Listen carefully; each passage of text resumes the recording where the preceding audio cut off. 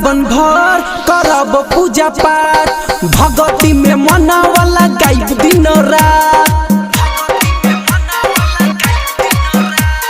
पूरा सावन भर करब पूजा पाठ भगती में मनावला गायब दिन रात। हमारा जिंदगी के कोई दिल सेटल, हमारा जिंदगी के कोई दिल सेटल में हरारू मिलल बेटर, में हरारू मिलल बेटर, में हरारू मिलल बेटर। बोली बाबा बासुकीनाथ की